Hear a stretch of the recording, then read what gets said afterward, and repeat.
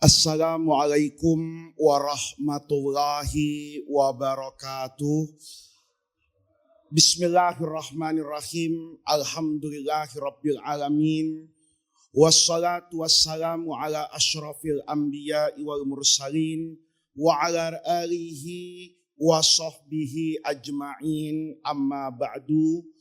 Bapak Ibu jamaah hadirin hadirat sekalian yang saya muliakan, pada pagi hari ini saya ingin menyambung apa yang pernah saya sampaikan di masjid ini terkait dengan ilmu fikih.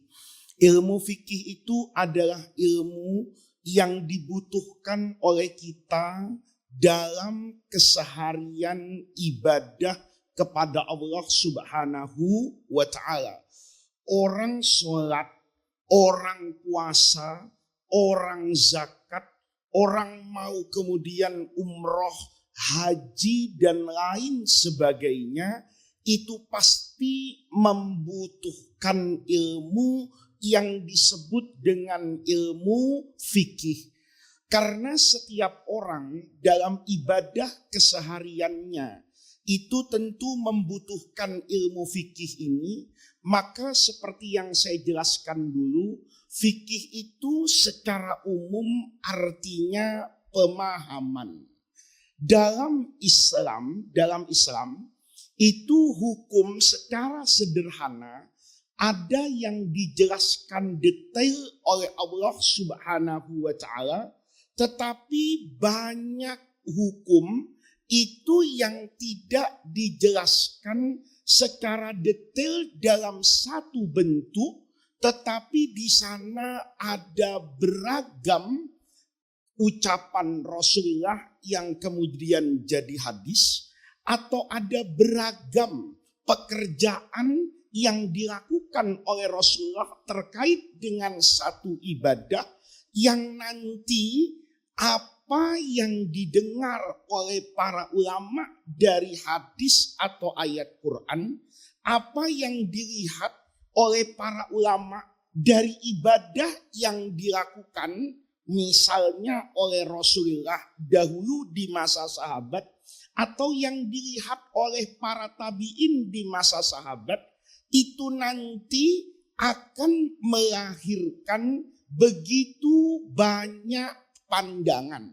Contoh utamanya yang dulu ini kita merefresh dulu, yang dulu saya sampaikan di sini, misalnya Rasulullah Shallallahu Alaihi Wasallam bersabda, "Sallu kama ra'aitumuni usolli." Kalian itu, kata Nabi kepada para sahabatnya, "Sallu, sholatlah." Kata sahabat, boleh jadi kami mau sholat ya Rasulullah, tapi bagaimana sholat kami? Kata Nabi, kama ra'aitumuni, sebagaimana kalian melihat sholatnya saya. Nanti Bapak Ibu sekalian, ketika berbicara kepada sholatnya Rasulullah, ini jangan pernah membayangkan bahwa Nabi itu kemudian menggambarkan detailnya sholat, mulai dari niatnya, takbiratul ihramnya, sampai salamnya, itu dalam satu bentuk yang jelas bisa dipahami. Enggak. Tapi Nabi kemudian melakukan apa ini? Sholat. Bisa jadi ada orang datang melihat Rasulullah sholat subuh. Ada yang melihat Rasulullah misalnya sholat duhur. Ada yang melihat utuh Nabi sholat 5 waktu dalam waktu 1 minggu. Ada yang mungkin melihat dalam waktu 3 hari. Ada yang mungkin melihat dalam waktu yang panjang secara istiqomah. Boleh jadi masing-masing itu meriwayatkan apa yang dia lihat, satu. Boleh jadi dia akan meriwayatkan apa yang dia dengar. Ketika dia tidak datang, boleh jadi dia tidak meriwayatkan dan ada orang lain yang meriwayatkan. Sehingga nanti periwayatan tentang sholat Nabi itu ada sekian banyak versi. Yang menjadi sulit untuk saya katakan, ini versi yang terakhir, ini versi yang pertama, ini waktu dulu di Mekah, ini ketiga di Madinah, itu tidak mudah. Sehingga ketika begitu banyak riwayat yang dilihat oleh begitu banyak sahabat terkait dengan sholatnya Rasulullah, itu nanti Bapak Ibu sekalian yang melahirkan perbedaan tata cara sholat kita, tetapi tidak membedakan pokok-pokok sholat kita. Sholat subuh ini tidak ada khilaf pada aspek waktunya, yang kedua pada aspek bilangan rakaatnya. Tetapi implementasi 2 rakaat ini berbeda-beda. Ada orang yang misalnya tadi waktu subuh itu baca bismillahirrahmanirrahimnya keras, terdengar seperti lanjutan ayat dalam surah Al-Fatihahnya.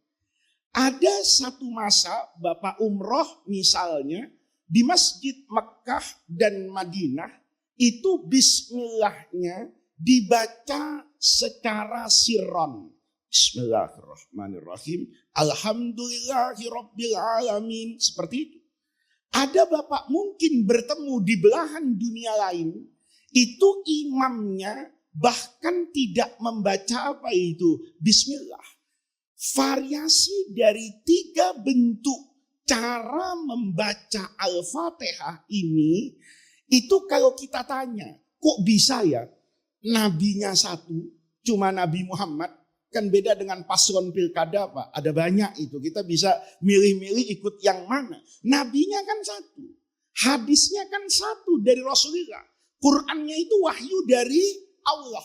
Kenapa pertanyaannya sholatnya pada aspek furu gerakannya, pada aspek yang diucapkannya, kok bisa jadi apa ini? Berbeda. Itu baru apanya itu? Basmalahnya. Nanti pada rakaat kedua, Bapak yang bermazhab Al-Imam Asy-Syafi'i itu kemudian melakukan yang namanya apa ini? Kunut. Nanti kalau Bapak umroh ke Mekah ke Madinah, itu enggak pakai apa ini? Kunut. Bapak sholat di masjid di Baghdad atau di Kairo di Mesir, itu secara umum juga enggak kunutan. Bapak pergi ke belahan dunia yang lain di Afrika Utara, itu ada orang yang sholat subuhnya kunut Pak. Tapi unik ini, kunutnya sebelum ruku. Pertanyaannya, ini kan nabinya satu. Dulu ngajarnya ini gimana sih? Kan pertanyaan selalu seperti itu. Nah, ini bapak-bapak, ini karena yang namanya keindahan apa ini? Agama. Yang dulu saya ceritakan, istimewanya Islam, Allah itu menurunkan wahyu dan Allah menciptakan yang namanya akal, sehingga kehidupan beragama ini terasa indah. Ada guru, ada murid. Kalau semuanya satu dijelaskan detail oleh Allah, yang pertama Bapak repot itu. Gimana cara hataman Qur'annya? Quran yang sekarang itu yang tidak detail menjelaskan sholat, itu kita baca ndak hatam-hatam kok kecuali Ramadan. Bagaimana seandainya bentuk sholat itu mulai dari takbiratul ihram sampai salam, teknisnya ada di Quran, kemudian semua yang dibutuhkan orang detailnya ada di Quran. Kita ndak bisa bayangkan seperti apa tebalnya Al-Quran dan apalagi fungsi dari akal manusia. Maka ini yang sudah saya jelaskan pada beberapa kajian di masjid ini, bahwa yang namanya hukum Islam itu sejatinya ada 2 Pak. Ada orang yang bisa mengatakan itu hukumnya Allah dan hukumnya Rasulullah. Tetapi yang kedua, hukum itu sejatinya tidak dinisbatkan langsung kepada Allah, tetapi lahir dari pemahaman ulama masing-masing. Satu contoh, saya dulu pernah kasih contoh di masjid ini secara sederhana, itu tentang misalnya binatang yang halal dan binatang yang haram. Yang halal itu banyak, daging sapi, daging kambing misalnya, unggas seperti ayam. Yang haram juga ada. Kayak buat orang Islam mengkonsumsi daging apa ini? Babi atau binatang yang memiliki taring yang punya kemampuan membunuh dan melukai, atau unggas yang punya paruh yang bisa melukai dan membunuh. Maka kita haram makan kucing karena kucing itu ada taringnya. Kita haram makan burung yang bisa memangsa binatang itu, ya kayak burung elang, itu karena dia punya apa ini? Paruh. Kalau saya ditanya, haramnya babi itu hukum siapa? Maka secara sederhana, saya katakan itu hukumnya Allah. Kenapa? Qur'annya bilang, hurrimat alaikumul maitatu waddamu walahmul hinzir. Kenapa? Misalnya, saya tidak boleh mengkonsumsi beruang atau macan. Karena jelas Rasulullah bersabda bahwa semua dzinabin, kulladzinabin, semua yang punya taring itu tidak boleh diapakan itu, dimakan. Tapi ada binatang yang statusnya ini tidak jelas. Ya, saya kasih contoh dulu, namanya anjing laut. Mau dibilang anjing kayak ikan, mau dibilang ikan mukanya anjing. Maka ketika Bapak bertanya kepada saya, Pak Ustadz, apa hukumnya makan anjing laut? Maka saya katakan dalam persepsi saya, anjing laut ini anjing, tapi ada di laut. Maka dia menjadi pengecualian, mustasna dari hadis Nabi yang menjelaskan bahwa semua binatang laut hukumnya halal kecuali apa ini? Anjing laut. Kenapa ini saya haramkan? Karena keanjingannya lebih kuat daripada keikanannya. Ketika Bapak tanya, Pak Ustadz, anjing laut itu hukumnya apa? Saya katakan haram. Bapak tanya, haramnya anjing laut itu hukum Allah, apa hukum Rasulullah, apa hukumnya Pak Ustadz? Maka di sini saya tidak boleh, Pak, mengatakan bahwa itu hukum Allah, bahwa itu adalah pandangan Islam. Tapi saya katakan itu hukum yang dipahami oleh Muhammad Faiz. Kalau kemudian hukum ini kolektif misalnya oleh majelis ulama misalnya, atau oleh Nahdlatul Ulama, atau oleh Muhammadiyah, maka kita harus sebut itu. Hukum ini haram menurut fatwa MUI. Hukum ini haram menurut keputusan Majelis Tarjih Muhammadiyah misalnya. Apa artinya?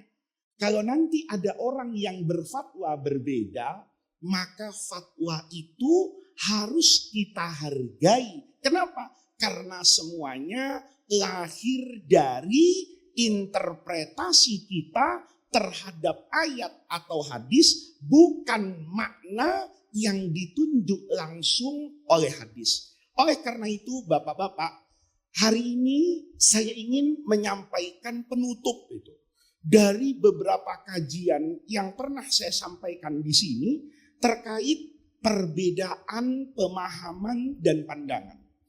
Ada satu cerita yang menarik Bapak Ibu sekalian, yang diceritakan dalam banyak versi, sehingga para ulama mengatakan kalau seandainya ini hadis, maka cerita ini termasuk cerita yang mutawatir, disepakati oleh banyak ulama. Apa ini kisahnya? Dulu Khalifah Abu Ja'far Al-Mansur, ini pada masa awal dinasti Abbasiyah. Jadi setelah selesainya kepemimpinan Rasulullah, ini dalam urusan politik, itu Nabi digantikan oleh khalifah yang 4, Sayyidina Abu Bakar, Sayyidina Umar, Sayyidina Utsman, kemudian Sayyidina Ali wafat.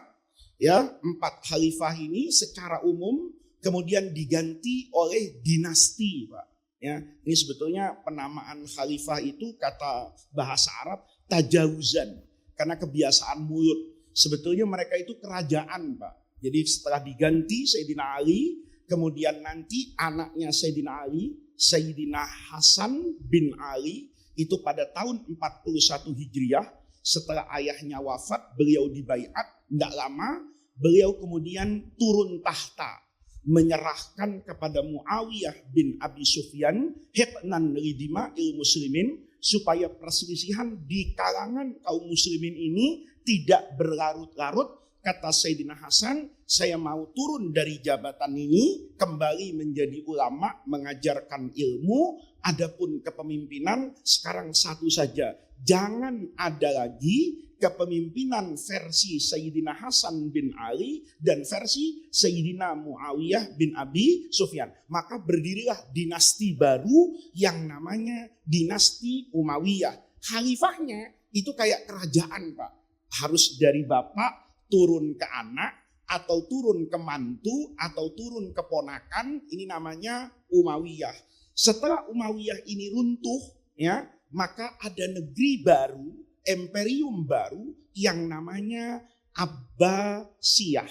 Ini menjadi namanya, ya. Kalau Umayyah itu keturunan Bani Abdi Syamsin, ini tentu sepupu-sepupunya Rasulullah, sama-sama suku Quraisy. Kemudian nanti Abbasiyah ini sama, sukunya juga Quraisy, itu keluarga Sayyidina Abbas, pamannya Rasulullah. Khalifah di awal ini namanya adalah Abu Ja'far Al-Mansur.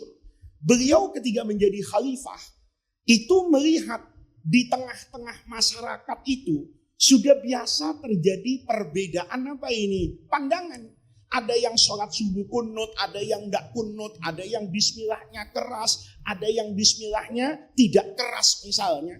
Maka khalifah ini datang ke Madinah, Pak. Bertemu dengan Imam Malik, Imamu Daril Hijrah. Ini imam yang ada di kota Madinah. Kata Abu Ja'far Al-Mansur, guru, tolong tulis buku ya. Buku itu kumpulan hadis. Yang hadis-hadis ini kalau bahasa sekarang itu cukup moderat. Jangan hanya hadis yang diriwayatkan, ini dalam persepsi Abu Ja'far Al-Mansur, hadis yang mendukung pendapatnya Ibnu Umar. Ibnu Umar ini dipersepsikan kalau fikihnya itu ketat, Pak. Apa-apa itu lebih banyak yang haram daripada yang halal. Tetapi kata Abu Ja'far Al-Mansur juga jangan meriwayatkan hadis yang bisa dipahami mendukung pendapatnya Sayyidina Abdullah bin Mas'ud. Ibnu Mas'ud ini dianggap fikihnya terlalu lentur. Jadi kalau nanya ke Ibnu Mas'ud, itu jawabannya lebih banyak yang halal daripada yang haram. Itu pemahaman, Pak. Maka kata Imam Malik, siap khalifah. Saya akan mengumpulkan hadis-hadis Rasulullah, mulai dari bab toharoh, wudu, ya, sholat, puasa, zakat, dengan semua furuknya. Nanti sampai bagaimana sholat malam, bagaimana sedekah, tatawu, bagaimana umroh, ihramnya, semuanya lengkap. Syariat ini. Beri saya apa ini? Waktu.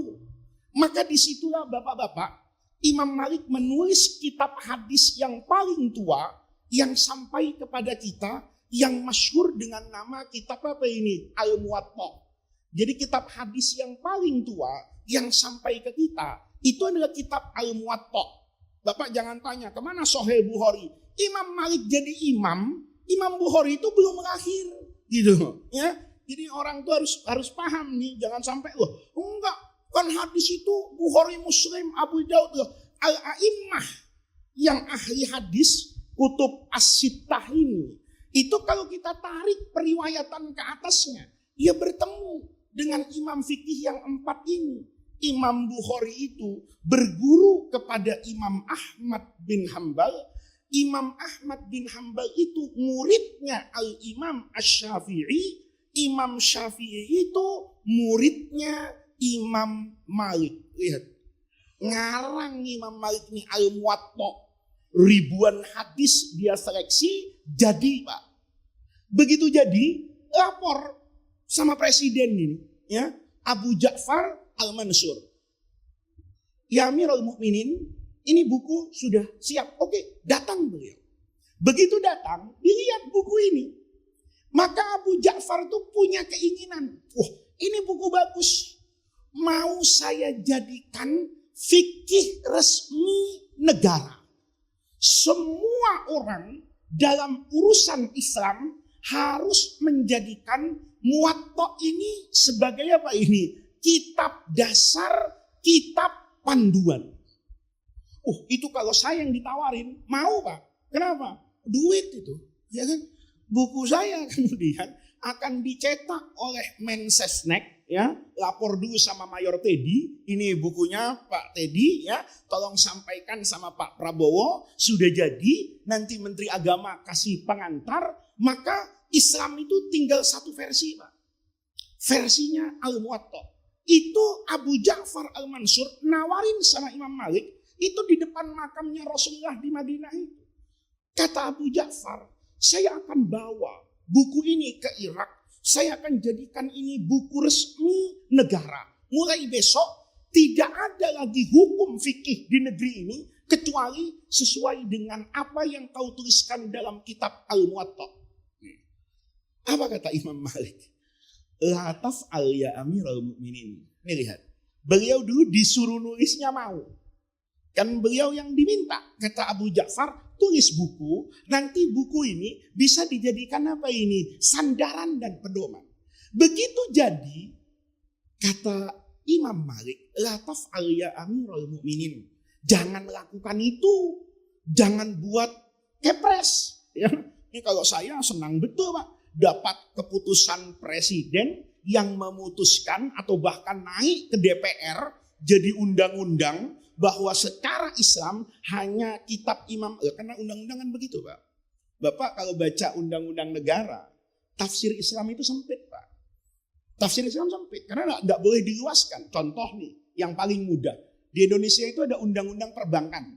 Maka Bapak lihat ada bank konvensional, ada bank syariah. Ketika bank syariah, kodifikasinya di Bank Indonesia dan di Otoritas Jasa Keuangan, atau di waktu sebelum ada OJK, di Kementerian Keuangan, kompartemen asuransinya, misalnya dana pensiunnya, itu mengatakan begini, semua lembaga keuangan ya yang menjalankan sistem syariah harus sesuai dengan Islam.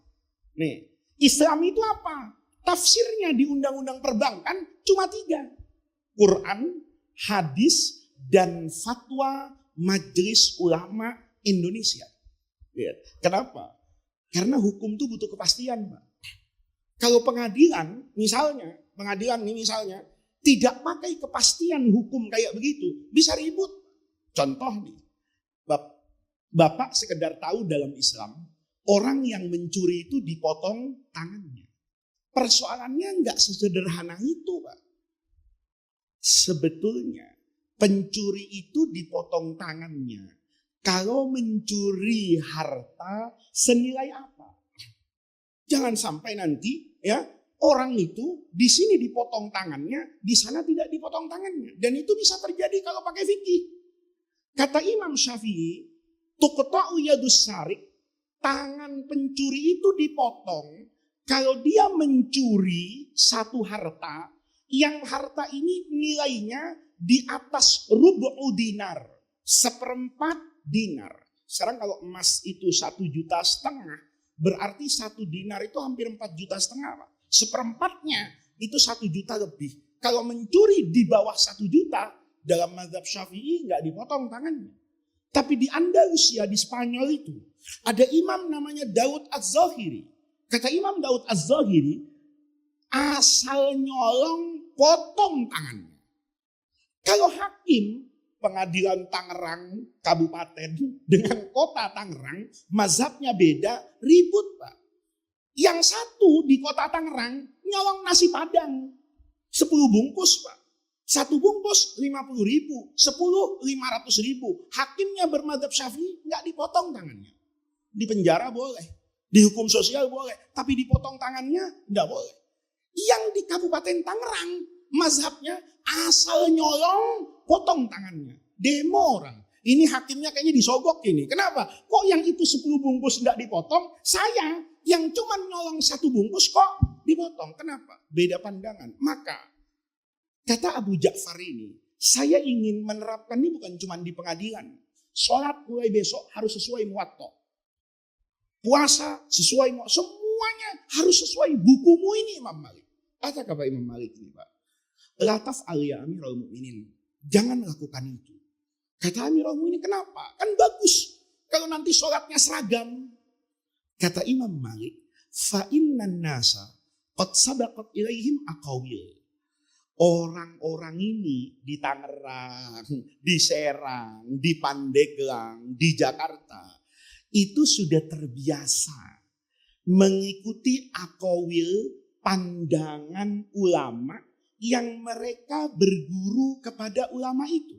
Di Tangerang mereka biasa berguru kepada guru A. Di Jakarta mereka punya guru apa ini? Guru B. Wasami'u ahadisa. Mereka sudah dengar hadis. Ada hadis yang mereka dengar. Boleh jadi menurut mereka itu hadis sahih. Saya tidak tuliskan di muwatta karena menurut saya hadis ini hadis apa ini? Dhaif. Tapi boleh jadi ada hadis yang saya tulis di sini karena menurut saya ini hadis yang sahih, tapi menurut orang lain ini hadis tidak apa ini sahih. Maka orang-orang itu sudah punya guru ya Amirul Mukminin. Mereka sudah mendengar hadis, mereka sudah meriwayatkan begitu banyak riwayat. Wa kulluhum ala hudan. Dan selama mereka mengikuti pandangan para ulama, nih kata Imam Malik, maka sejatinya mereka itu ala hudan. Nah ini penting Pak. Sebelum saya teruskan, ini penting Pak. Ada orang bertanya sama saya, Pak Faiz, sholat subuh yang benar menurut Allah, ini bukan menurut fikih ini, menurut Allah nanti sholat subuh itu yang benar, itu dalam satu bentuk atau beragam bentuk. Kan sholat subuh tadi ada yang kunut, ada yang tidak kunut. Yang kayak gini, al-haqqu wahid, yang benar itu satu. Atau sebetulnya prinsip sholatnya harus satu, tapi sudut pandangnya berbeda-beda, kayak orang menghadap Ka'bah itu.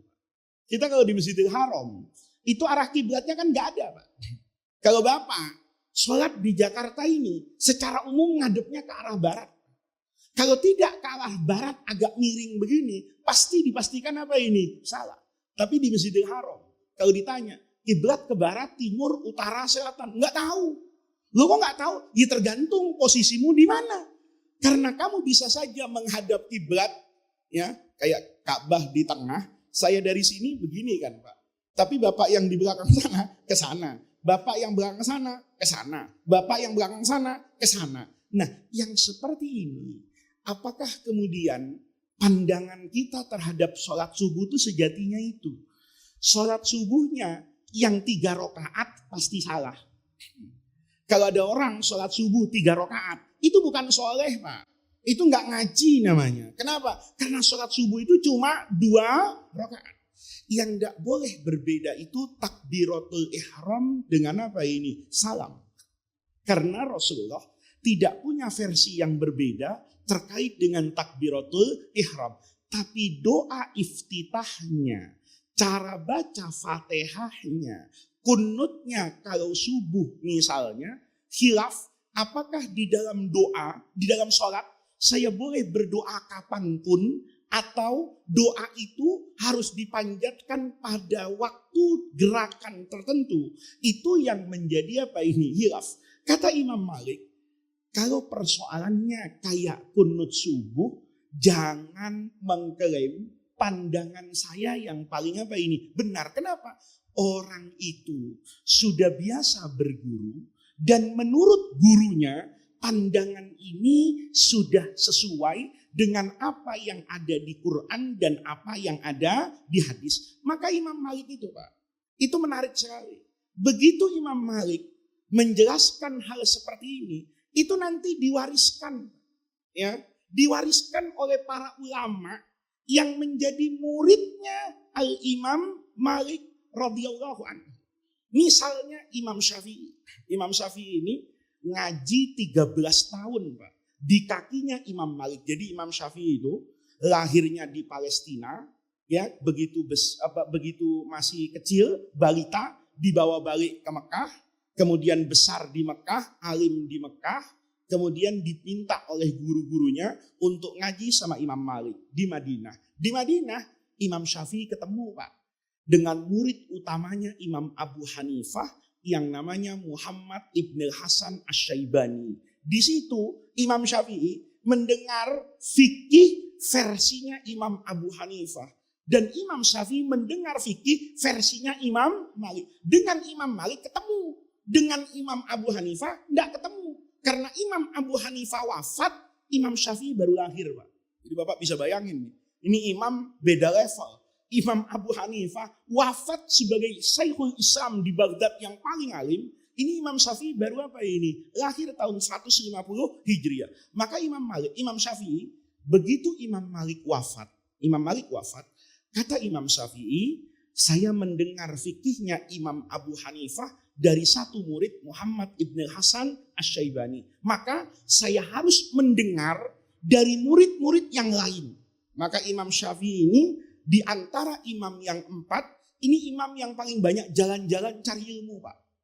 Begitu dari Madinah, beliau jalan ke Irak untuk mengambil fikihnya Imam Abu Hanifah dari murid-murid Imam Abu Hanifah yang lain yang masih tersisa di Baghdad. Maka sampai di Jami Al-Mansur itu Imam Syafi'i itu, ya, masjid di mana dulu Imam Abu Hanifah dan gurunya Hamad bin Abi Sulaiman itu menyebarkan ilmu-ilmu keislaman warisan dari Sayyidina Abdullah bin Mas'ud yang tentu dari Rasulullah sampai di masjid situ. Maka orang kan kelihatan nih orang asing. Man hadza? Ini adalah tilmidhu Malik Asy-Syafi'i. Sampai di sana sholat subuh. Imam Syafi'i ketika sholat subuh di masjidnya Imam Abu Hanifah itu tidak kunutan, Pak. Orang yang tahu Imam Syafi'i itu ngeritik di belakang. Anda nih gimana sih? Ya, nulis buku, berfatwa di mana-mana bahwa subuh itu harus kunutan, kalau tidak kunut harus sujud sahwi. Sekarang Anda sendiri tidak kunut. Ini kalau kita bilang munafik, kan begitu kan? Karena kurang ilmu. Apa kata Imam Syafi'i? Saya sengaja meninggalkan kunut agar kalian nanti bisa belajar menghargai Al-Imamul A'zam Abu Hanifah. Laula Abu Hanifah, seandainya tidak ada Imam Abu Hanifah, mungkin kita semua tidak pernah mengenal fikih. Saya tinggalkan pandangan saya untuk menghormati ilmunya guru saya. Kenapa? Karena sholat subuh itu yang namanya kunut itu bukan bagian dari rukunnya. Nih Pak, ya. Jadi kalau Bapak bermadzhab Syafi'i, itu kunutan. Jangan sampai nggak kunutan. Saya kunutan terus tiap subuh. Kalau lupa sujud sahwi. Lalu bagaimana, Pak? Kalau saya lupa kunut, lupa juga sujud sahwi. Ya, sudah salam, assalamualaikum warahmatullahi. Sudah makan pisang goreng, sarapan, ingat tuh. Oh iya, tadi kan nggak kunut, tadi kan nggak sujud sahwi. Nggak ada ulama mengatakan sholat subuhnya harus diapakan itu, diulang. Sholat subuhnya dihukumi sudah apa itu? Selesai dan sah. Itu yang dilakukan imam siapa itu? Imam Asy-Syafi'i. Lihat. Turun lagi, Pak. Ke muridnya Imam Syafi'i ini. Satu guru, satu ilmu nih. Imam Ahmad bin Hambal. Yang dijadikan imamnya oleh negeri Saudi itu, mazhab Hambali itu. Imam Ahmad bin Hambal itu ditanya sama muridnya. Guru, kalau kita berjamaah nih guru. Terus. Imamnya mimisan. Nih, Pak. Imamnya mimisan. Keluar darah dari mana ini? Hidung. Dia cuman mengelap. Ngambil tisu nih. Dilap hidungnya ini. Ya, supaya darahnya ndak keluar. Nggak ngocor. Bahasa Betawinya. Terus dia terus sholat. Saya sebagai makmum ini. Yang pakai mazhabnya Imam Ahmad bin Hambal. Mazhab Imam Ahmad bin Hambal itu, Pak.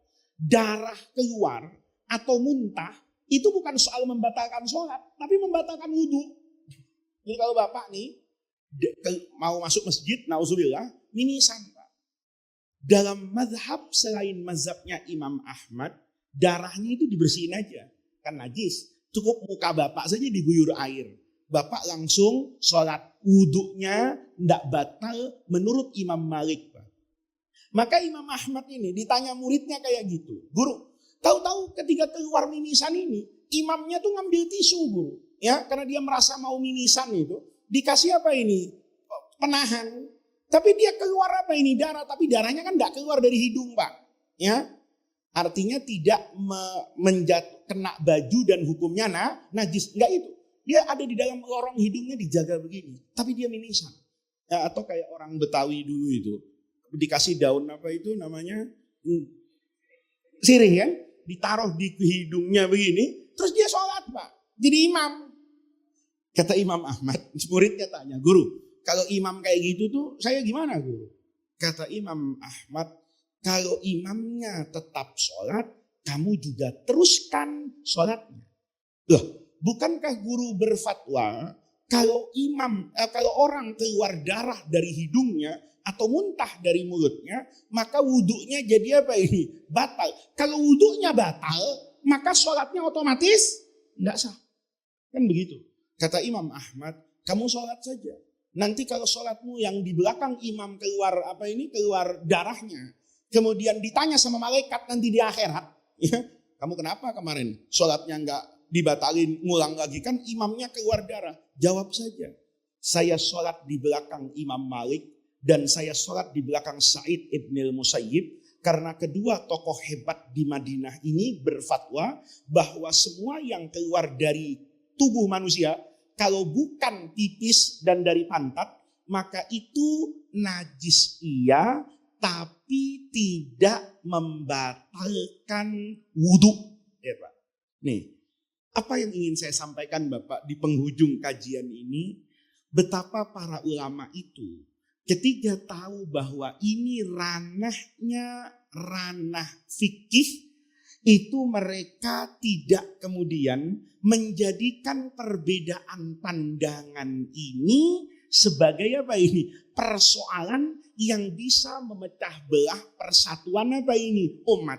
Maka untuk mencapai itu, kata guru saya dulu, kuncinya apa? Kuncinya ngaji. Kuncinya belajar.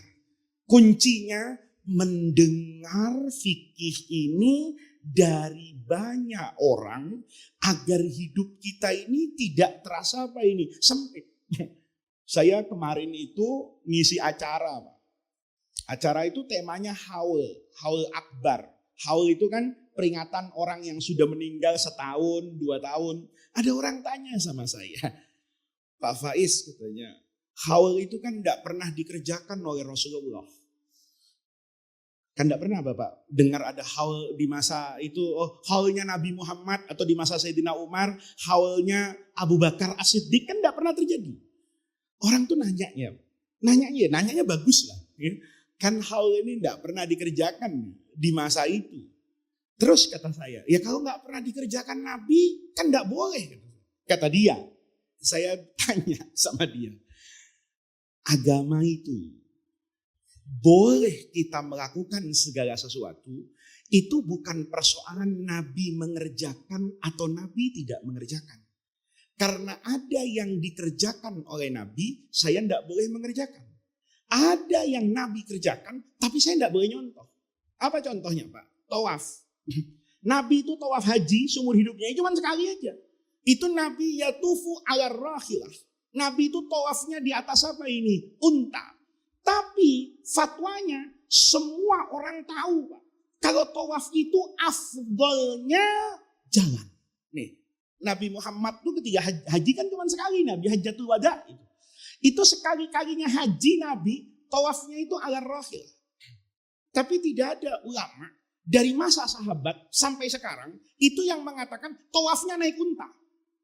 Sayyidina Umar jalan, Sayyidina Abu Bakar jalan, semua sahabat itu sepeninggal Rasulullah pun nanti mereka umroh, mereka haji, semuanya jalan. Pertanyaannya, kan Nabi naik unta. Lihat, ini namanya fikih Pak. Kata ulama, Nabi itu terkadang tarokal afdola, meninggalkan yang afdol rahmatan bil ummah, supaya Nabi itu kasihan sama ummah. Nanti yang kakinya asam urat ini, ya, walaupun masih bisa jalan kalau dipaksain, itu tawaf pakai kursi roda atau sekarang misalnya pakai skuter itu tidak merubah hukumnya. Karena Rasulullah juga pernah tawaf ala rahilah. Itu satu, Pak. Ada yang Nabi nggak kerjakan, tapi itu bukan karena urusan agama. Tapi kata Nabi, karena saya nggak biasa aja.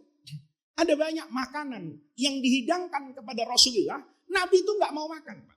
Kata Nabi, Khalid bin Walid itu pernah ngasih daging panggang. Nabi aneh, ini bukan unta, bukan sapi ini. Ini apa Khalid yang kamu potong ini? Ini biawak padang pasir, Bu. Oh, Nabi ad-dobbu. Ya. Amma ana, kata Rasulullah, saya nggak makan itu. Ya ini kan ibaratnya Rasulullah dikasih bubur ayam, Pak. Mungkin Rasulullah itu mazhabnya bukan mazhab yang diaduk. Bubur ayamnya diaduk-aduk begitu. Rasul, saya kalau makan kayak gitu nggak bisa lah. Ya ini kan bukan soal halal dan haram, satu. Yang kedua, kalau orang ngaji sunnah itu paham. Sunnah itu ada 3. Ada sunnah qauliyah, ada sunnah fi'liyah, ada sunnah takririyah. Ada sunnah dalam ucapan Nabi ngomong, ada yang Nabi kerjakan, ada yang Nabi setujui. Nah, pertanyaannya, kalau ada perintah dari Rasulullah, tapi Nabi tidak mengerjakan, itu bukan berarti tidak sunnah. Dia sunnah, tapi sunnahnya sunnah qauliyah. Lihat, Pak. Satu. Yang kedua ini. Ketiga, boleh jadi ada banyak ibadah dalam Islam, itu implementasinya tidak dibatasi dalam bentuk tertentu. Contoh nih, Pak. Ada orang bilang saya, Pak Faiz, itu ngadain hal itu dapat pahala apa dapat dosa? Kalau bid'ah kan dapat dosa itu. Kalau sunnah dia dapat apa ini? Pahala. Sederhana kata saya. Sebelum menghakimi dan menghukumi, kan kita harus tahu barang ini apa isinya. Hal itu ngapain? Ngumpulin orang, Pak. Siapa orang yang dikumpulin itu? Biasanya tetangga, kenalan, sahabat orang tua, kolega lama, keluarga. Tujuannya apa? Mendoakan dan silaturahmi. Nanti pakai makan-makan. Iya. Niat keluarga ngapain? Ya bersedekah, Pak. Selesai. Kalau sudah seperti itu, saya bilang sama orang tadi, niatnya ngumpulin keluarga, handai tolan, sahabat, orang tua yang sudah meninggal. Itu dalam sunnah qauliyahnya Nabi penting. Ada seorang sahabat datang sama Rasulullah. Ngomong gini ke Nabi. Ya Rasulullah, hal baqiya min birri abawayya syai'un abarruhuma min ba'dihima. Saya ini biasa berbakti kepada kedua orang tua saya. Kata Nabi terus, orang tua saya sekarang sudah meninggal ya Rasulullah. Apa saya masih bisa berbakti? Bisa. Itu hadisnya panjang, Pak. Dalam konteks yang saya terangkan ini, kata Rasulullah, menyambung tali silaturahmi dengan sahabat bapakmu, dengan orang-orang yang dulu dicintai oleh bapakmu ndak ada, kamu yang menyambung tali persahabatan itu, maka bersahabat, bersilaturahmi, bertemu dengan kolega bapakmu yang dulu ketika bapakmu hidup dicintai oleh bapakmu, itu menjadi bakti anak kepada orang tua setelah orang tuanya wafat. Dan itu terjadi di haul. Yang kedua, begitu orang datang kan dikasih makan, dikasih minum. Ya tergantung paketnya, Pak. Ya, ada paket hemat, ada paket mahal. Ya, kalau paket hemat dikasih kue, dikasih air, boleh nggak? Ya boleh. Kenapa boleh? Sahabat tanya sama Rasulullah, ya Rasulullah, inna ummi matat. Ibu saya itu udah meninggal, Nabi. Boleh nggak ya Rasulullah? Atasaddaqu anha. Saya bersedekah. Pahalanya saya niatkan untuk siapa ini? Ibu saya. Kata Nabi, boleh. Berarti yang kedua apa ini? Boleh. Yang ketiga, mendoakan. Itu perintah agama. Adapun bentuk acara, itu teknis dan kebiasaan. Tetapi yang harus diingat, pekerjaan seperti ini itu ada payung besarnya dalam Islam. Dulu saya ngaji tafsir Pak sama guru saya. Kebetulan guru saya yang ngajar tafsir itu pada bagian ayat ini, itu yang suka ilmu balaghah. Ayat Al-Quran itu unik Pak. Ketika perintah berbakti kepada kedua orang tua. Wa qada rabbuka alla ta'budu illa iyyahu wa bil walidaini ihsana. Nih menarik Pak. Kalau orang belajar bahasa Arab, wa bil walidaini ihsana. Ihsana itu dari fi'il ahsana yuhsinu ihsanan.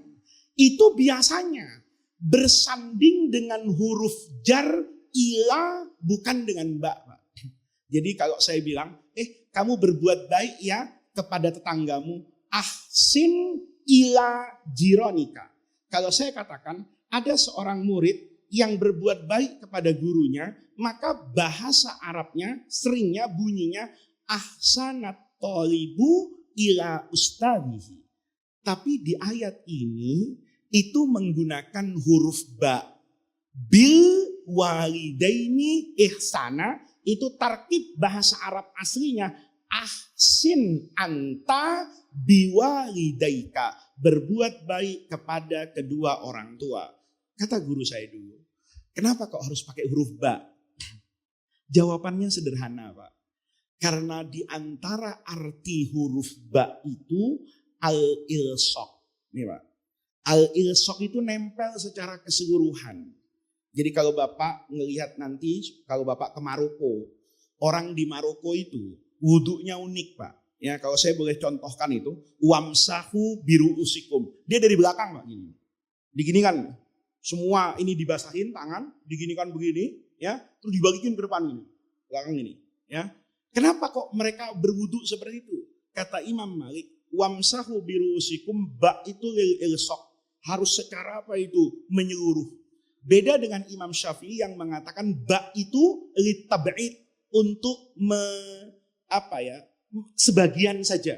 Jadi wamsahu birusikum cukup sebagian. Jadi kalau Bapak pakai peci, pakai mazhab Syafi'i itu nggak usah dibuka Pak. Begini saja ini, ya airnya, itu hukumnya sudah apa itu? Sah, karena ba itu litab'id, untuk menyebagian saja, tidak perlu semuanya. Tapi yang ilsaq itu semuanya.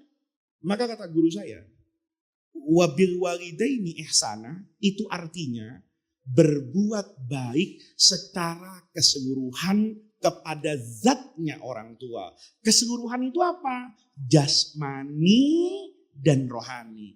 Rohaninya butuh dikirimi doa, rohaninya butuh disirami pahala, sebagaimana ketika hidup dulu berbuat baik kepada orang tua secara jasmani dengan memberikan baju, rumah dan sebagainya. Nah, dengan cover dalil seperti itu, maka orang tahlilan, ya, orang punya budaya 3 hari, 7 hari, 40 hari, itu masuk dalam dalil itu. Ada orang yang tidak mau begitu, nggak apa-apa, selama kedua orang tuanya juga tetap didoakan, karena inti dari ini semua adalah bagaimana caranya menyampaikan pahala kepada orang yang sudah meninggal. Nah, di sini Bapak Ibu sekalian yang saya sampaikan pada kesempatan hari ini, bahwa ketiga itu dalam koridor fikih hendaknya kita meniru para ulama-ulama salaf ini dalam menyikapi perbedaan pandangan.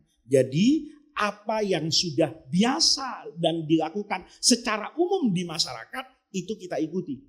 Kalau di masjid ini biasa sholat subuhnya pakai kunut karena keinginan dari semua jamaah, keinginan dari pengurus masjid memutuskan ini berdasarkan fikih, kita ikut yang ini. Maka orang tidak kemudian alergi dengan kunut subuh. Sebaliknya Bapak nanti ada sholat di masjid yang orang itu punya tradisi ibadah menurut pandangan mazhabnya Imam Abu Hanifah misalnya. Yang tidak boleh itu ngaku pendapatnya sendiri. Kenapa nggak kunutan? Wah itu sesuai Islam. Menurut siapa? Menurut saya. Kalau sudah kayak begitu Pak, itu bibit perselisihan. Tapi ketika kita mengambil pandangan mayoritas yang sudah biasa melakukan, maka kalau kita merubah itu padahal sama dalam koridor fikihnya, itu biasanya hanya akan mendatangkan perselisihan dan kegaduhan.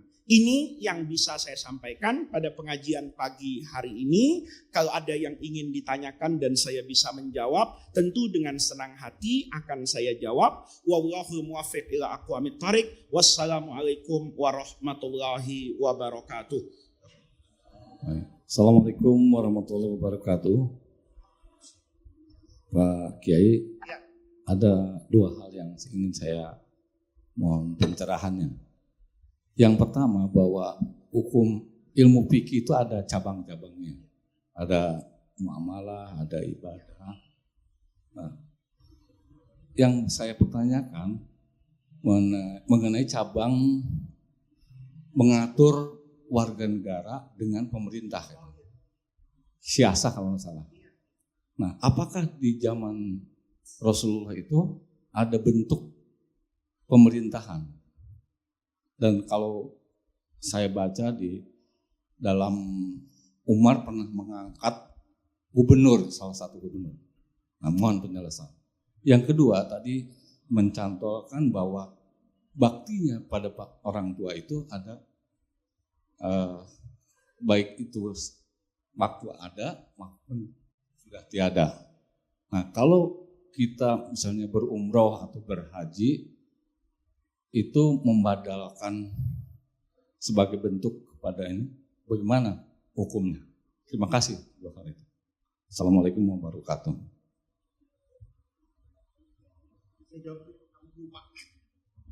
Baik, ini pertanyaan yang bagus sekali ini. Yang pertama, nanti kita buat kajian khusus nih Pak. Ya, beliau bertanya tentang cabang fikih yang terkait dengan politik atau tata kelola negara. Apakah Rasulullah Shallallahu Alaihi Wasallam itu punya konsep dalam bernegara, konsep dalam tata kelola? Sebelum saya menjawab ini, kita harus ingat Pak, bahwa Rasulullah Shallallahu Alaihi Wasallam syariatnya ini diabadikan oleh Allah sampai akhir zaman. Dalam pandangan Islam, semua syariat yang turun sebelum Islam itu syariat temporer Pak. Ada batasan waktunya dan juga secara teritorial dia bukan lil alamin. Jadi kayak Nabi Musa bawa Taurat itu memang hanya untuk Bani Israel, tidak untuk umat manusia secara keseluruhan dalam pandangan Islam. Ya, hanya untuk syariatnya agama Yahudi. Kemudian agama ini itu tidak didesain untuk kemudian dia sampai dengan akhir zaman. Beda dengan Islam. Dia diturunkan 1400 tahun yang lalu. Tetapi harus tetap bisa berdialek Pak. Dengan peradaban sekarang dan di masa yang akan datang. Bapak bisa bayangin nih. Undang-undang saja ya, yang dibuat oleh Belanda kepada kita. Itu kita kritik sekarang Pak. Undang-undang yang dibuat di masa Orde Lama. Itu diubah oleh Orde Baru. Yang dibuat oleh Orde Baru itu dirubah oleh Orde Reformasi. Kemarin kita senang betul itu dengan pilpres dan pilkada langsung. Ya, ketiga era-era awal reformasi. Hari ini presiden yang bersuara. Rasanya pilkada itu hanya akan membangkrutkan negeri ini, yang mengoyak persatuan, ingin dikembalikan kemana itu? Ke DPR misalnya. Ini nggak usah bicara soal itu Pak, saya bukan politisi. Itu hanya gambaran bahwa apa yang dulu benar itu pasti menurut orang setelah sekian tahun itu perlu diapakan itu? Direvisi. Buku Pak.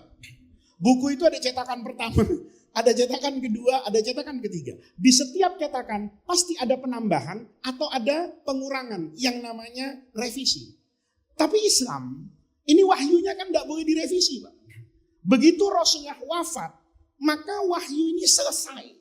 Apa adanya, tidak boleh ditambahkan, tidak boleh dikurangi, tidak boleh dihapus, dan tidak boleh ada yang baru.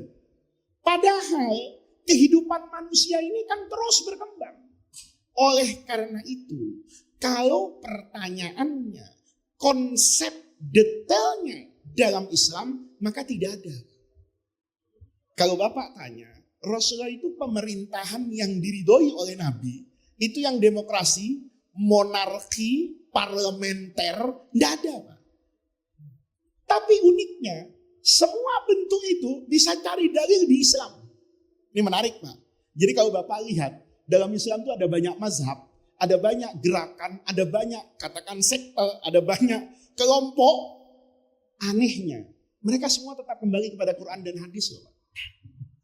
Ilmu kalam misalnya, ada ahlu hadis itu. Ya, ahlu hadis Imam Ahmad itu ya pakai Quran hadis. Imam Abu Hasan Al-Asy'ari ya pakai Quran hadis. Imam Abu Mansur Al-Maturidi itu pakai Quran. Mu'tazilah pakai hadis. Mu'tazilah pakai Quran. Khawarij pakai Quran. Syiah pakai Quran. Semuanya sama. Kenapa? Karena uniknya Quran, uniknya Islam Pak. Kalau kita ngelihat Islam Pak, itu semua sisi peradaban hari ini, itu bisa dicari covernya. Saya kasih contoh dulu nih Pak, sebelum teknis masuknya. Islam tuh kalau dilihat, ada sosialisnya Pak. Ada kapitalisnya. Ada. Kapitalis mau lihat Islam, itu ada. Sosialis mau lihat Islam, cari itu dalam turunannya, itu ada. Oleh karena itu, pertanyaannya kok bisa begitu Pak? Karena Islam itu sering memberikan payung besarnya. Yang payung ini nanti multi tafsir. Satu contoh, ya, memilih sesuatu itu bagusnya musyawarah atau mempertimbangkan suara orang banyak. Itu dua-duanya terjadi dalam Islam.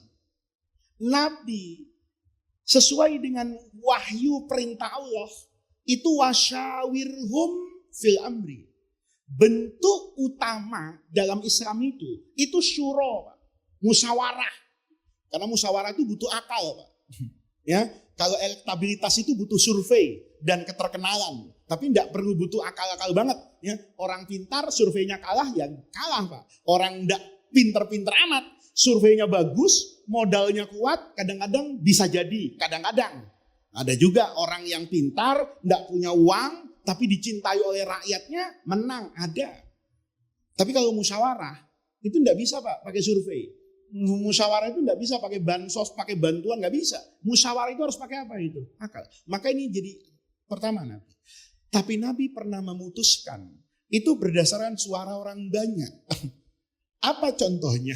Perang Uhud, Pak.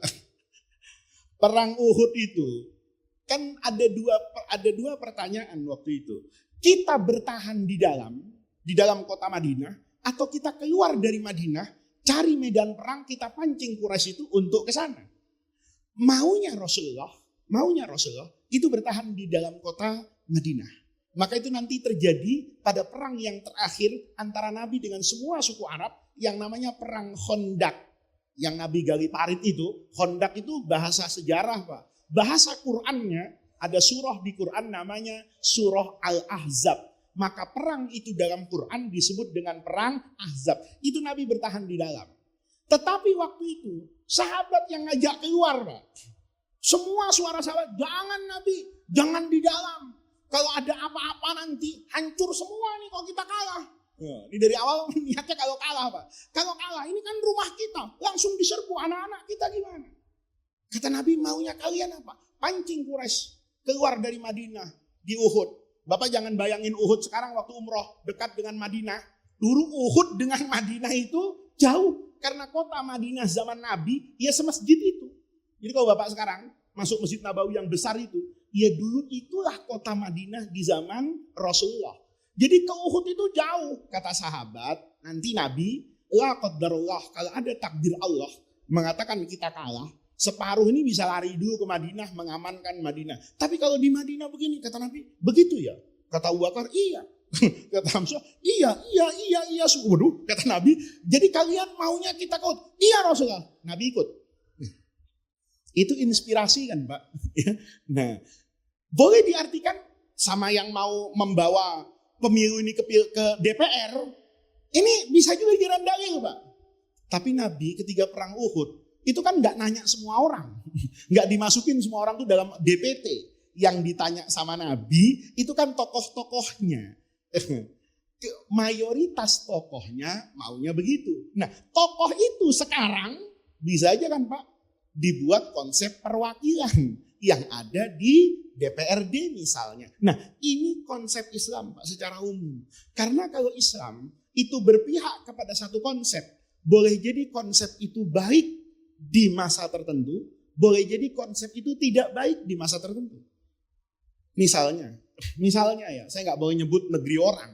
Nanti kalau ada viralnya saya susah nanti masuk negeri itu gitu. Ada negeri di dunia ini sangat makmur, tapi nggak ada demokrasi, Pak. Tapi anehnya, rakyatnya itu nggak pernah minta demokrasi, Pak. Karena yang dituju itu adalah kemakmuran. Ada negeri ya yang demokrasinya terbuka, siapa aja boleh ngomong. Akhirnya karena kebanyakan yang ngomong, ya nggak kemana-mana, kita ngomong aja tiap hari, lupa dengan pembangunan, bisa jadi kayak begitu. Nah, apa yang baik buat sistem monarki itu boleh jadi Pak tidak baik kalau kita terapkan di masyarakat dengan tingkat pendidikan tertentu misalnya.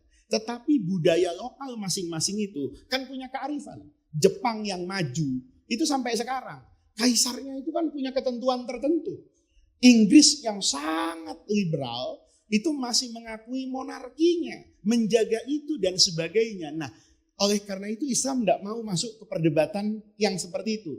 Substansinya, negara itu diduduk ada untuk apa? Yang pertama untuk kemaslahatan, Pak. Makanya nanti dari semua kebijakan di masa Rasulullah itu ada nanti Islam politik, Pak. Ya, dia membuat satu kaidah banyak. Apa kaidahnya? Di antaranya tasarruful imam ala ra'iyati manutun bil maslahah. Semua kebijakan politik itu harus didukung selama dia bermuara kepada kemaslahatan. Contohnya apa? Pajak. Jangan dipikir di masa Islam itu tidak ada pajak. Semuanya zakat. Enggak begitu, Pak. Ada juga pajak. Ada juga yang namanya PPN. Ada. Barang iya PPN ada, Pak. Tapi soal 12% itu nanti pembicaraannya itu berbeda. Tapi konsepnya ada. Pedagang yang dari luar itu oleh Nabi Muhammad dengan diteruskan oleh Al-Khulafa itu dikenakan cukai, Pak. Untuk melindungi apa? Pedagang pribumi. Gitu loh. Ya. Ada ketentuan pasar, nanti banyak kalau nanti kita mau bicara ya, misalnya kebijakan pasar Rasulullah, itu ada. Bagaimana status harga, bagaimana nanti Sayyidina Umar misalnya, punya batas atas, punya batas bawah, itu dibuat. Tapi dia tidak detail, Pak. Karena kalau detail nanti, kebijakan pasarnya menjadi kaku. Dia dibuat hanya payung yang menginspirasi nanti banyak ulama untuk menulis ilmu baru, yang namanya ilmu ekonomi secara Islam. Di situ ada pasar, di situ ada kepemilikan, nanti ada perseroan terbatas misalnya, ada yang namanya badan hukum dan sebagainya. Itu nggak ditulis langsung, Pak. Ya, itu adalah jawaban saya. Jadi tata kelolanya ada, mengangkat menteri, pimpinan, itu ditunjuk oleh Nabi karena Nabi melihat ini yang mampu, ya. Ada yang Nabi itu bertanya kepada orang, ini kira-kira siapa ya yang menggantikan saya? Itu inspirasinya benar, Pak. Soal pimpinan perang, itu Nabi mesti memutuskan sendiri. Panglima TNI, itu jangan kampanye, Pak. Kalau siapa yang pantas jadi Panglima TNI, kandidatnya banyak, rusak negara. Kenapa? Karena ini basisnya apa? Kepemimpinan militer, udah sesuai pangkatnya, sesuai jenjang karirnya. Maka panglima-panglima Islam itu ditunjuk langsung oleh Rasulullah. Tapi gubernur Nabi nanya, saya mau pergi jauh nih, siapa ya yang mau saya angkat jadi PLT? Nah, ada yang ini aja Nabi, yang ini aja.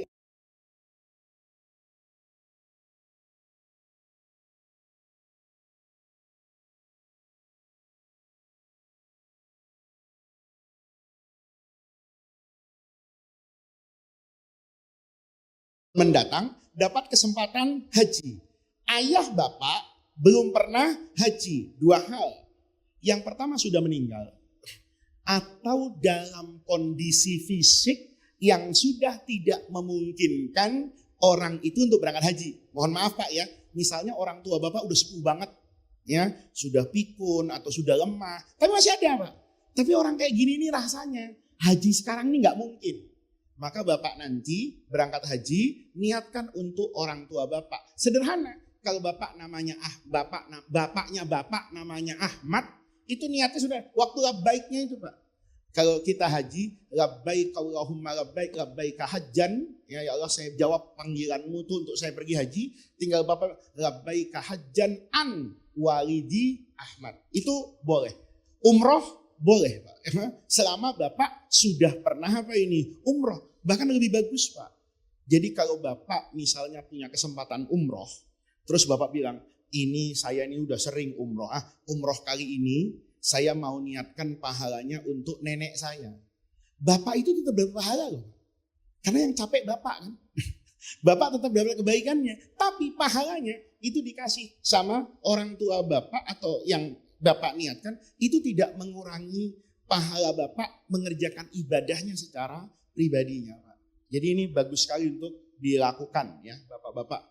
Termasuk masjid ini ya. Jadi kalau bapak punya uang, ya ini karpet warna masih bagus, tapi ini masih kipas angin. Misalnya bapak punya uang satu hari ini, saya ganti AC lah. Kata temannya, yaudah kamu yang pasang AC, saya yang bayar listriknya. Nah itu bagus sekali itu, ya. Untuk kemudian niatkan untuk orang tua yang sudah meninggal. Baik Pak. Ada lagi? Apa sudah? Oh ya, silakan. Iya.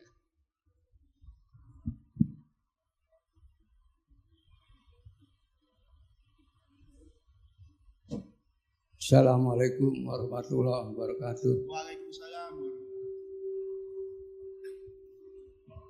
Terima kasih kesempatan yang diberikan kepada kami Pak Ustadz.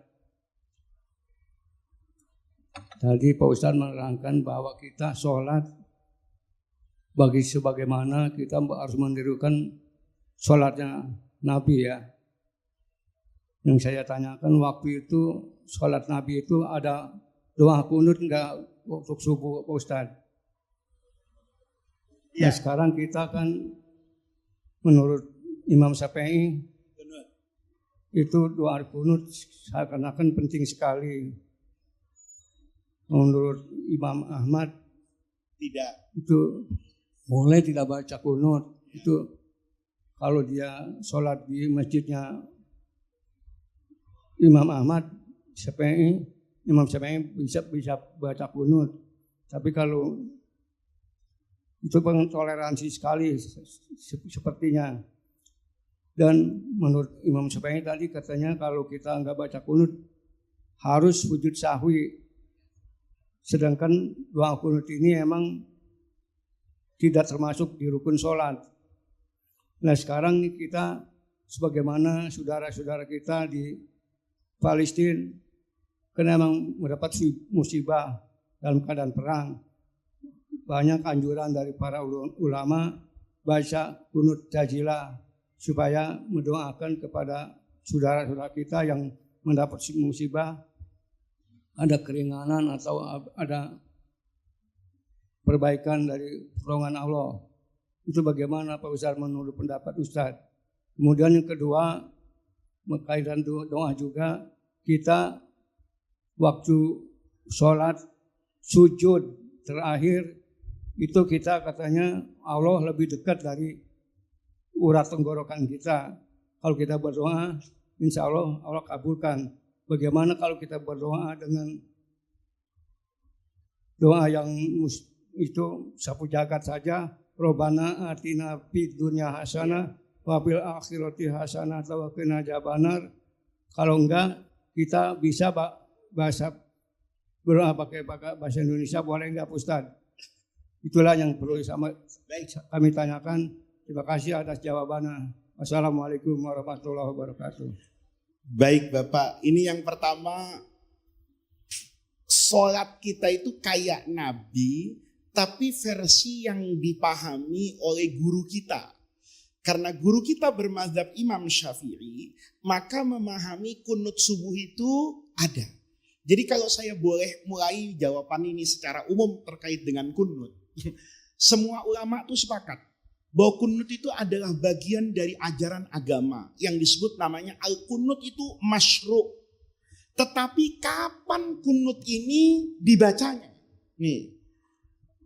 Kalau terkait dengan musibah yang Bapak tadi bilang kunut nazilah, maka itu boleh dibaca pada setiap sholat. Nih, itu namanya kunut nazilah. Jadi itu hanya sebagai cara berdoa, Pak. Jadi kita juga nggak boleh mendoakan Palestina itu hanya waktu kunut nazilah, nggak boleh.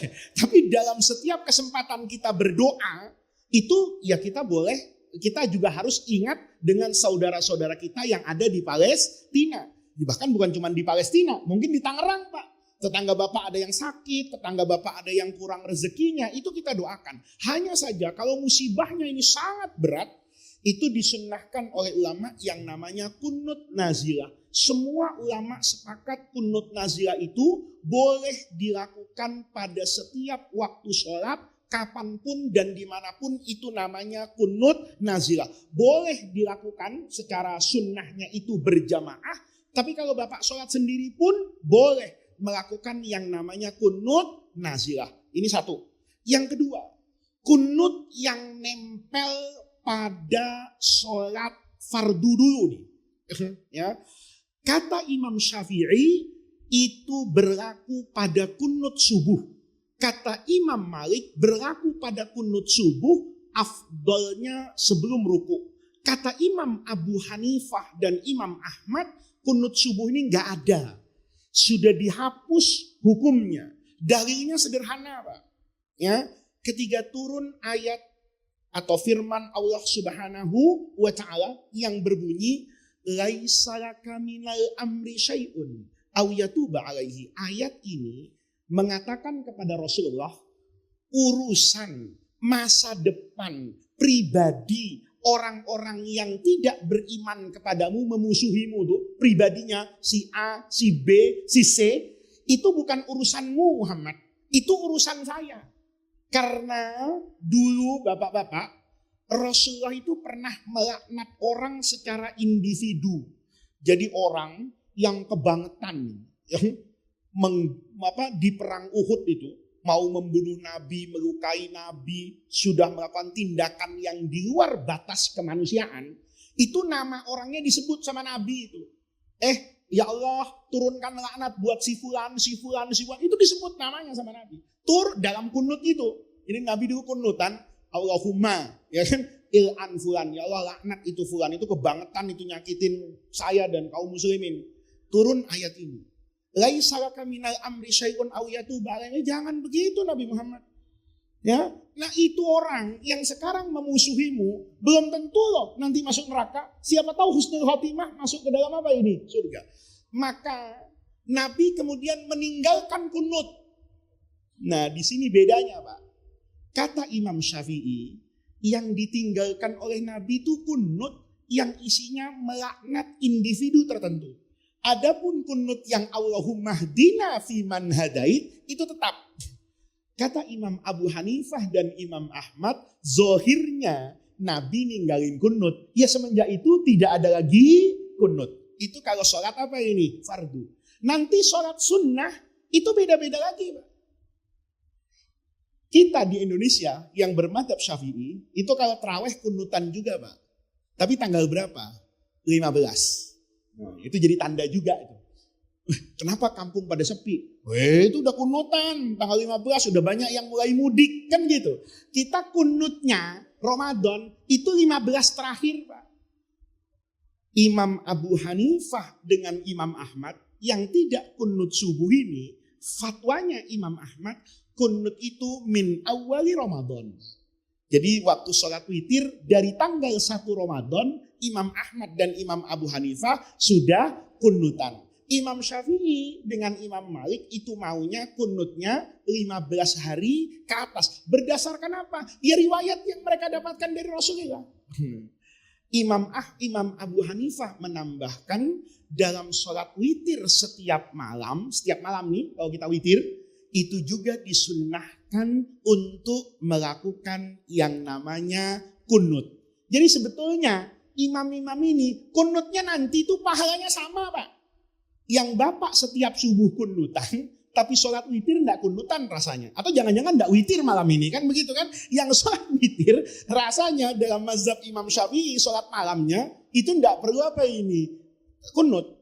Imam Abu Hanifah kunutnya sepanjang tahun, Pak. Nah, ini namanya perbedaan. Jadi yang seperti ini yang saya katakan itu boleh dilakukan, pedomannya ikuti imamnya. Jadi imamnya subuh ini kan beliau tadi, innama ju'ilal imamu. Imam itu dijadikan imam, itu yu'tamma bihi, untuk diikuti. Jadi kalau imamnya baca kunut, Bapak baca kunut. Kenapa? Niatnya ikut imam, dan kunut itu dibenarkan oleh Imam Syafi'i yang saya juga tidak meragukan keilmuannya. Kalau imamnya tidak kunutan, Bapak jangan kunut juga. Nih imamnya udah Allah, sami Allahu liman hamidah, terus buru-buru lagi. Ruku, Allahu Akbar, masih Allahumma enggak lah. Karena kunut itu sehebat-hebatnya tetap sunnah, Pak. Ngikuti imam itu wajib dalam etika sholat berjamaah. Yang bagus itu imam yang tolerir, Pak. Ya, dulu di Masjid Nabawi itu, ya, dulu di Masjid Nabawi tahun 90-an, itu imamnya, iktidalnya tuh agak lama. Kalau rakaat kedua subuh, ya, itu memberi kesempatan, Pak, buat orang yang masih mau kunut, itu bisa kunut, Pak. Tapi imamnya enggak baik. Kalau kayak gitu boleh nggak? Boleh bimakna doa. Ya, itu jawaban yang terkait dengan kunut. Jadi kita udah selesai lah, Pak, ya. Ayo kita bangun negeri ini, enggak usah pindah masjid hanya gara-gara kunut, karena itu semuanya tersedia pandangannya. Yang kedua pertanyaan Bapak itu adalah doa dalam sholat. Ini nanti ada bahasan terkait dengan tauhid, Pak. Allah itu sejatinya, Pak, tidak mengenal sekarang, kemarin, besok, itu kita. Jauh, dekat, itu kita. Allah nggak ada kayak gitu. Jauh dan dekat itu artinya ridho dan tidak ridhonya Allah. Saya jauh dari Allah itu tandanya saya dimurkai sama Allah. Saya ketika sholat dikatakan dekat kepada Allah karena saya bertakarrub dengan ibadah. Maka sujud itu bukan berarti, kalau lagi sujud Allah lebih dekat. Kalau lagi nggak sujud berarti Allahnya di Surabaya yang jauh. Nggak boleh begitu, Pak. Karena itu membayangkan Allah ada jisimnya, badannya nggak boleh. Artinya apa, Pak? Kenapa Rasulullah Shallallahu Alaihi Wasallam itu bersabda, "Aqrabu ma yakunul abdu ila rabbihi wa huwa sajidun." Sedekat-dekatnya hamba kepada Allah itu saat dia sujud. Kenapa? Karena sujud itu melambangkan penghambaan kita yang paling utama kepada Allah. Muka ini kan sesuatu yang paling kita hormati. Bapak dipegang tangannya nggak apa-apa, tapi dipegang mukanya boleh jadi marah. Nggak ada sopan-sopannya. Nah, bagian yang paling kita jaga kehormatannya dalam sholat justru kita taruh di atas apa ini? Tanah. Maka kata Allah kepada Rasul, kasih tahu wahai Rasulullah, ini orang sedang bertakarrub kepada Allah. Maka di situ gunakan untuk doa. Doa yang dikatakan Bapak doa sapu jagat itu sejatinya doa yang paling afdal, Pak. Ya, jadi kalau Bapak mau minta sama Allah, itu pakai doa yang umum. Rabbana atina fid dunya hasanah wa fil akhirati hasanah. Ya Allah, beri saya kebaikan. Nggak usah ditafsirkan. Ini Bapak nafsirin yang jelek nih.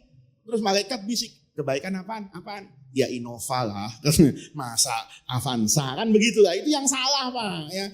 Kebaikan apa? Ya kaya lah, punya rumah yang luas di Nabawi, dekat Nabawi kan di Banjarwijaya, nggak gitu. Yang betul kata Bapak tadi.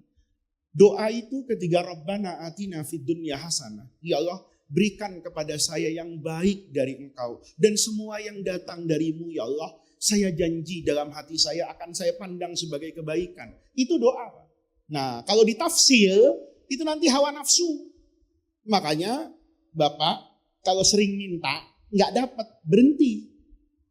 Gitu. Tapi kalau sering doa, nggak dikasih sesuatu yang Bapak bayangkan, itu Bapak terus berdoa. Kenapa? Kan kita nggak tahu. Jangan-jangan dalam sakit itu ada rahmat Allah.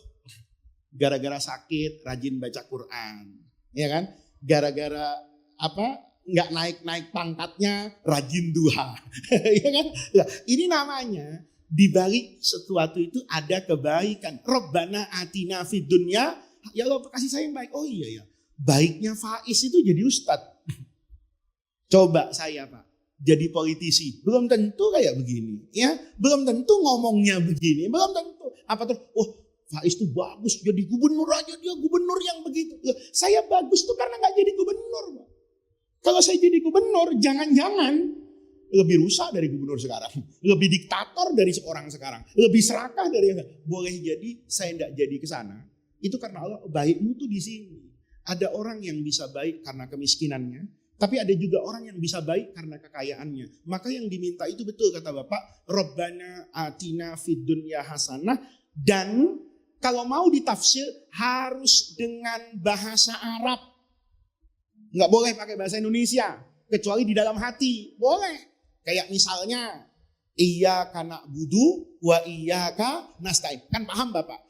Ya Allah hanya kepadamu saya beribadah dan hanya kepadamu saya meminta pertolongan. Hatinya ngomong, tolong ya Allah besok saya mau fit and proper test di DPR. Mudah-mudahan ya Allah sampai ke sana. Boleh pakai bahasa Indonesia dalam hati. Kalau ngomong nggak boleh Pak. Kenapa? Karena sholat itu sedang melambangkan persatuan dan kesatuan. Sehingga orang sholat nih, orang Islam ibadah di mana aja itu bisa ikut Pak. Bapak di Mekah Allahu Akbar tahu, oh mulai sholat nih. Coba Allahu Akbar pakai bahasa Sunda, ya kan? Orang Jawa bingung, ini apaan ini kan nggak ngerti dia. Nah, maka dijadikan satu kesatuan keindahan bahasa Arab. Nanti satu hari, ya, atau Bapak bisa lihat di bukunya Prof. Quraish Shihab, itu buku tulisan bahasa Indonesia terbaik yang pernah saya baca, yang berbicara tentang mukjizat Al-Quran dari aspek kebahasaan. Kan orang sering protes sama saya, Pak, kenapa sih Quran itu bahasa Arab? Lu mau bahasa Tangerang Pak? Kalau bahasa Tangerang kan enak. Nggak bisa. Kenapa harus pakai bahasa Arab? Karena bahasa Arab itu memiliki keunggulan yang tidak dimiliki oleh bahasa yang lain. Kalau Bapak mau tahu itu kajian detailnya, pergi ke toko buku, ya, karena itu nggak ada PDF-nya. Itu karangan Prof. Quraish Shihab. Itu buku yang berbicara tentang mukjizat Al-Quran dari aspek kebahasaan yang terbaik yang pernah saya baca, cukup tebal ya, mungkin kira-kira 100 atau 200 halaman, itu berbicara tentang bahwa semua takdir Allah, Quran pakai bahasa Arab itu takdir Allah. Tapi takdir Allah itu dibangun dengan sesuatu yang bersifat rasional dan ilmiah. Itu di situ nanti kenapa kemudian Quran harus berbahasa Arab, kemudian kenapa sholat itu juga berbahasa Arab. Itu ya kira-kira jawabannya. Rasanya sudah cukup ya. Mudah-mudahan semangat kita untuk thalabul ilmi itu semakin dikuatkan oleh Allah Subhanahu wa taala. Mudah-mudahan masjid kita, Masjid Nabawi ini bisa terus menjadi menara di mana syiar Islam itu terdengar di Banjarwijaya. Mudah-mudahan para pengurus masjid, jamaahnya selalu diberkahi oleh Allah Subhanahu wa taala, dibersamai oleh Allah Subhanahu wa taala. Mudah-mudahan hadirnya kita ke tempat yang baik ini, langkah kaki yang kita gerakkan dicatat oleh Allah sebagai wasilah dan tawassul, sebagai kunci pembuka kebahagiaan hidup dunia dan akhirat. Rabbana atina min ladunka rahmah wa hayyi lana min amrina rasyada. Allahumma la tahrimna khaira ma indaka li syarri ma indana. Kurang lebihnya saya mohon maaf. Wallahul muwaffiq ila aqwamit thariq. Wassalamualaikum warahmatullahi wabarakatuh.